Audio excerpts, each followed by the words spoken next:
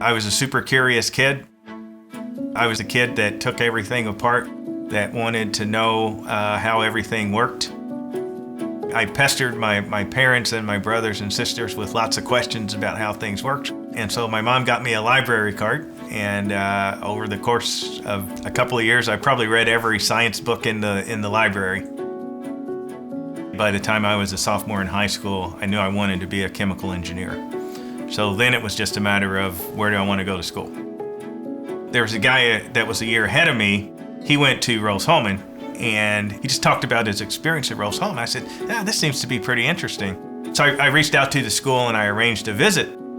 As I saw the school and learned a lot about how they operated, and I learned about the classes being taught only by professors and the small class size, and really the focus on fundamentals, it really sold me on the school. And really from then on, that became my number one choice. My name is Darin Moody. I'm a 1987 graduate from Rose-Hulman with a degree in chemical engineering.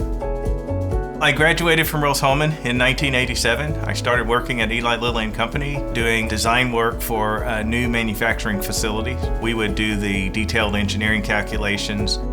We would work with operations to understand the process requirements, and then we would actually design the facility and the equipment, and then we would oversee the production and startup of those facilities. I transitioned in a few years into leadership roles. I spent 10 years as the head of corporate engineering for the company, and then the last 7 years of my career, I've been what's called a network leader. We do the chemistry and the biology. So I'm responsible for all of our global manufacturing operations of active pharmaceutical ingredients, and then another division takes that material and puts it into final dosage form.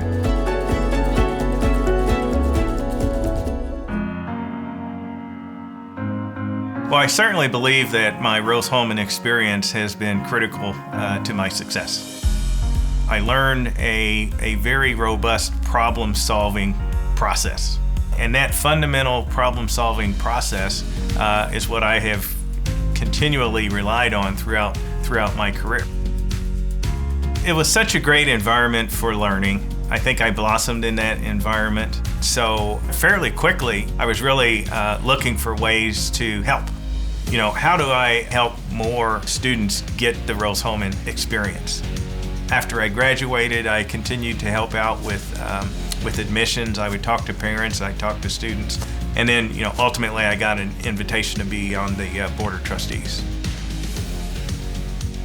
Rose-Hulman has been around a long time, and I think one of the keys to the longevity of this institution is its ability to think strategically. And we're in a period where the competition is multiplying, but the number of students is coming down.